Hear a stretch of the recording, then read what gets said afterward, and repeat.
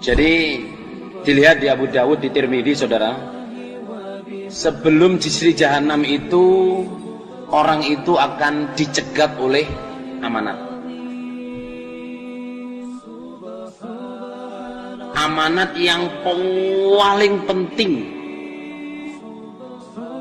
Amanat yang paling penting adalah firman Allah, ya ayyuhalladzina amanu qu anfusakum wa ahlikum.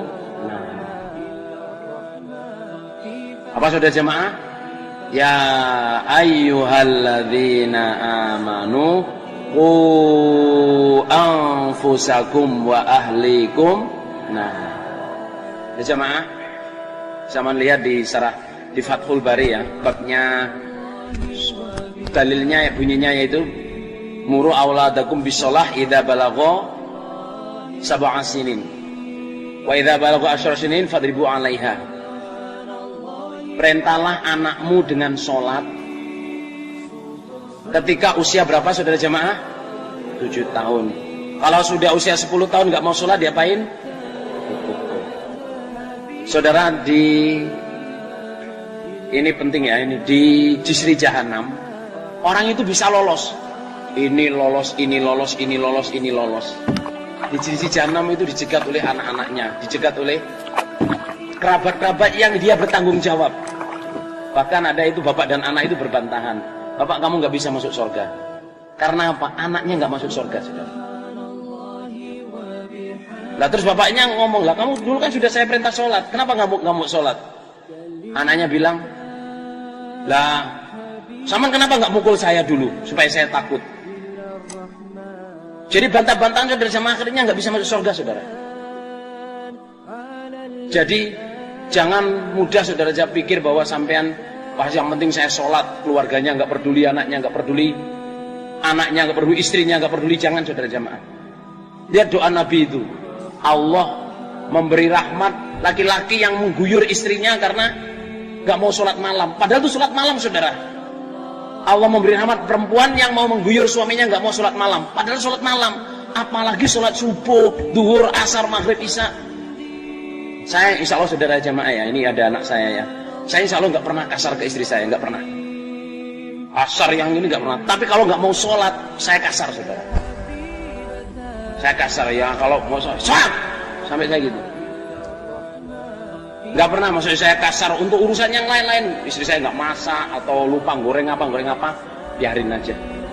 Baju nggak ada, domba dewe bersebut. Tapi kalau nggak sholat saudara jamaah, sungguh ini metu Pak Nur. Soalnya saya takut kalau yang itu urusannya besar sekali, saudara.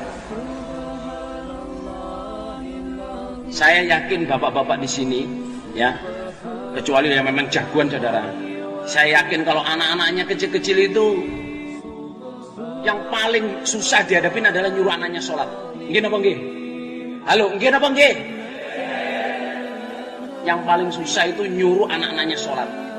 Karena ada anak kecil itu yang tidurnya kayak bangkai, saudara. Diguyur, disiram, dia apa nggak mau bangun. Itu maksudnya itu susah, saudara jemaah. Sampaikan ya, sampaikan Nabi Ibrahim alaihi salam berdoa, Rabbi ja'alni muqimas shalah wa min dzurriyyati Rabbana wa taqabbal du'a. Ya Allah, jadikan saya menjadi orang yang mendirikan sholat. Bukan hanya melakukan sholat, tapi mendirikan sholat dengan segala syaratnya.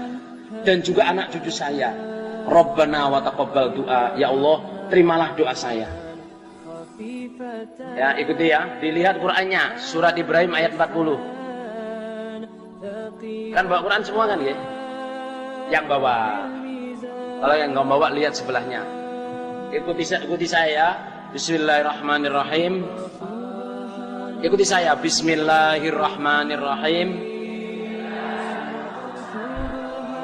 Alhamdulillahirabbil alamin. Allahumma shalli ala Muhammad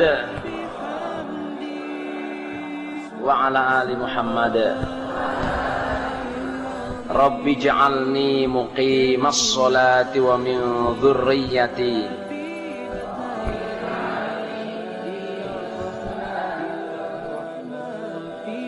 Rabbana wa taqabbal du'a.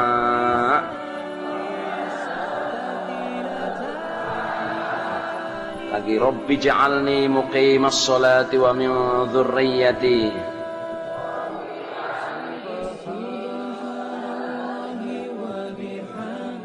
Rabbana wa taqabbal du'a.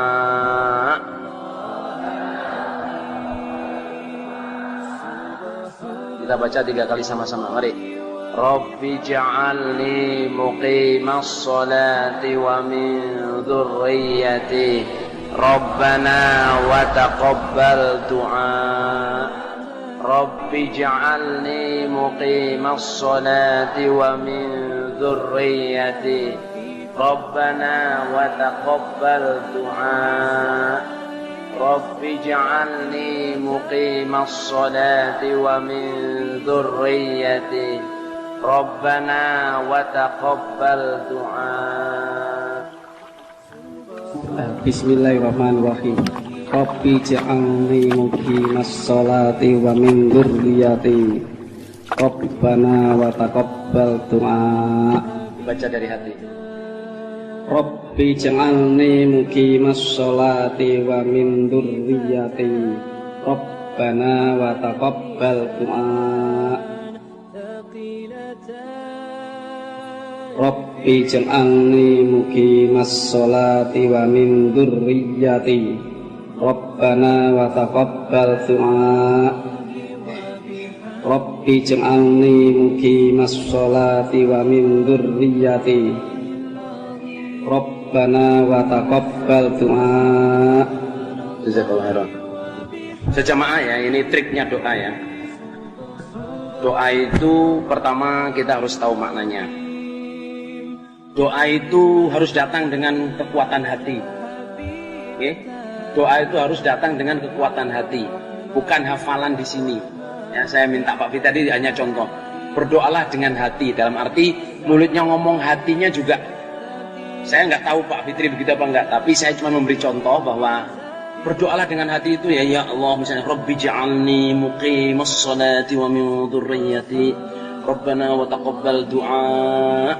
Itu hati kita, badan kita, dari hati kita keraskan. Terus bayangan kita saudara jamaah wa min dzurriyyati itu bukan hanya anaknya saja, ya cucu-cucunya, turun-turunnya besok akan menjadi orang yang mendirikan sholat. Karena Nabi Ibrahim itu visinya seperti itu. Dan sebab Nabi Ibrahim doa ini saudara jamaah, anak cucu Nabi Ibrahim itu lebih dari 8.000 yang menjadi nabi. Lebih dari berapa? 8.000 yang menjadi nabi. Sampai ke Nabi Muhammad sallallahu alaihi wasallam juga anak cucunya Nabi Ibrahim dari Ismail. Bapak-bapak kalau menghadapi anak-anaknya, ibu-ibu menghadapi anak-anaknya sulit sholat, doalah ini, hafalkan. Di doa sebelum dibaca sebelum salam, dibaca setelah sholat, dibaca sambil jalan-jalan, dibaca setelah sholat sunnah, dibaca terus nggak apa-apa. Oke? Karena apa? Di hari kiamat nanti kita dicegat di jahanam itu oleh anak-anak kita yang nggak mau sholat. Karena apa? As-sholatu imaduddin. Sholat itu tiang agama. Man hafidhaha faqad hafidha dinah wa man dhayya fa walima su'atiyah. Siapa yang menjaga sholat berarti menjaga agamanya. Yang mensia-siakan sholat berarti kepada yang lain lebih mensia-siakan. Untuk para imam. Ya, untuk para imam. Ini di sini mungkin nggak terasa ya. Untuk bapak-bapak yang keluarganya di apa? Jadi gini ya. Secara pribadi ya, siapa yang menjaga sholat berarti menjaga agamanya. Itu secara pribadi. Sebagai kepala keluarga saudara jamaah, sampean kalau menjaga sholat di situ, di dalam rumah situ, ya sholatnya, ya waktunya, ya jamaahnya, berarti sama menjaga keluarga sampean. Kalau menjadi imam saudara jamaah, man hafidha faqad hafidha dinah. Menjaga sholat berarti menjaga jamaahnya. Itu kalau terasa nanti kalau sudah di luar, di kota-kota besar. Kadang-kadang masjidnya gede, orang jamaah nggak ada orang sholat. Imamnya juga nggak peduli. Na'udzubillah min dzalik saudara. Berarti imam itu tidak menjaga sholat dirinya sendiri dan seluruh jamaahnya. Kalau ada masjid, sholat jamaahnya harus jalan. Harus ada adzan, harus ada imam, harus dijaga. Gimana pokoknya yang penting masjid itu berdiri sholat jamaah. Secara pribadi ya, siapa yang menjaga sholat berarti menjaga agamanya. Itu secara pribadi. Sebagai kepala keluarga saudara jamaah, sampean kalau menjaga sholat di situ, di dalam rumah situ, ya sholatnya, ya waktunya, ya jamaahnya, berarti sama menjaga keluarga sampean. Kalau menjadi imam saudara jamaah, man hafidhuha faqad hafidhu dinah. Menjaga sholat berarti menjaga jamaahnya. Itu kalau terasa nanti kalau sudah di luar, di kota-kota besar, kadang-kadang masjidnya gede, orang jamaah nggak ada orang sholat, imamnya juga nggak peduli. Na'udzubillah min dzalik saudara. Berarti imam itu tidak menjaga sholat dirinya sendiri dan seluruh jamaahnya. Kalau ada masjid, sholat jamaahnya harus jalan, harus ada adzan, harus ada imam, harus dijaga. Gimana?